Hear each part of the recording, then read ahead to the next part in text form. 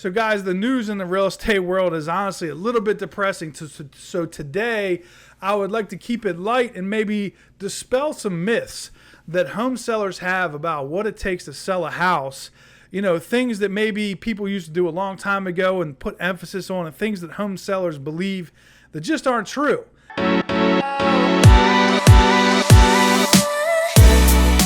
I'm doing a little contest. If you get any of these right, I'll give you a $5 gift card.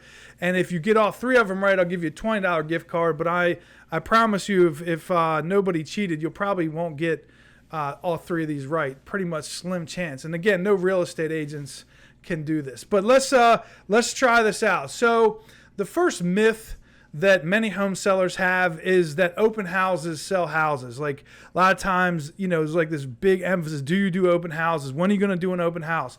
And the truth of the matter is less than 1% of houses sell at open houses. And it's just a very old school, poor method to sell houses. And maybe it does work in a place like Charleston, South Carolina, or like Ocean City, or maybe something like where people are just there and they may or may not be in the market, and they're just strolling around with nothing else to do and decide to go to open houses. Nobody just decides to drive around randomly hoping to find an open house sign at the end of some random cul-de-sac that happens to be the exact type of house that they may or may not want in the right location. Anybody who goes to an open house is already in the market. I have my clients go to open houses all the time. The last settlement I had, they went to an open house at the house. I didn't even show it to them the first time. So open houses are something that real estate agents do in order to A, get buyers, and B, appease home sellers who are, you know, preoccupied with, I want to have an open house. All right, number two, real estate signs. So I was driving past Hunting Creek the other day, and there's like 12 signs out in front of Hunting Creek. And the reality is nobody is going to just drive around and look for real estate signs unless they're in like Solomon's Island, maybe Chesapeake Beach and North Beach, maybe Annapolis. And I can't think of anywhere else that is going to be a strategy that's going to work. So in all the years, all the listings, buyers, everything, I've never been involved in a transaction where somebody just saw a real estate sign and out of the blue decided to buy a house. Real estate signs are just realtors advertising themselves. It's good for when, you know, people need to get directions, like all the houses look the same and the numbers aren't easily identifiable. The real estate sign lets people know which driveway to turn into.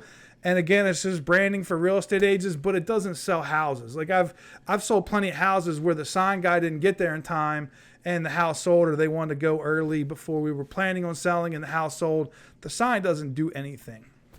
All right, number three, and this is kind of related to number one and number two, and this is a little more nuanced, and that is that the listing agent is going to be finding the buyer. And I say that because many times when I'm on a listing appointment, the home seller is explaining the house to me in a way that makes me think that they think that I'm going to then sell this house to somebody. And I've had, you know, clients of mine say, well, I saw you showing houses to your clients and you've never once shown my house. Now I make it a point to inform everybody exactly how this process works. So again, another statistic, there's a 9% chance that the listing agent closes a transaction and that there's no buyer's agent involved. Because I don't even want to say that the listing agent found the buyer, because if the listing agent closes the transaction without a buyer, most of the time what happened is the buyer found the house and called the listing agent and thought somehow they were going to game the system and come out ahead. The reality is it's a terrible idea. I won't be talking to the buyer until the day of settlement. And that is, you know, going to be when it's all said and done. The buyer's agent is going to be the one who's going to bring the buyer, schedule the appointment through you, the seller, go to the house independently of me, the listing agent, and then go home and work with the buyer's agent on writing an offer. Then they send the offer to me, and then I help you decide how all this works. But at no point do I ever communicate with the buyer, ever.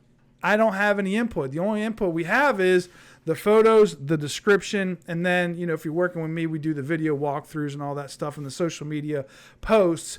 But outside of that, I have no influence on the buyer. So the listing agent is not really tasked, or shouldn't be expected that the listing agent finds the buyer.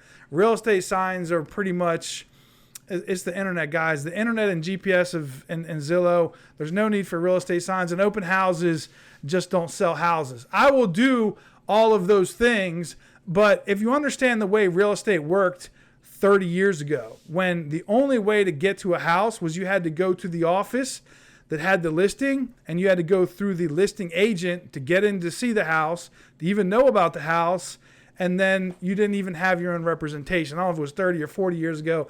I don't know when that all changed. It was before my time. It was somewhere around 1989 or so. Please don't correct me. But that's it, guys. I don't know if you got any of these right. I hope you did. If there's anything that you'd like me to discuss in my video, or any myths that you had that you thought that I was going to say, send it to me and I'll do a video about it.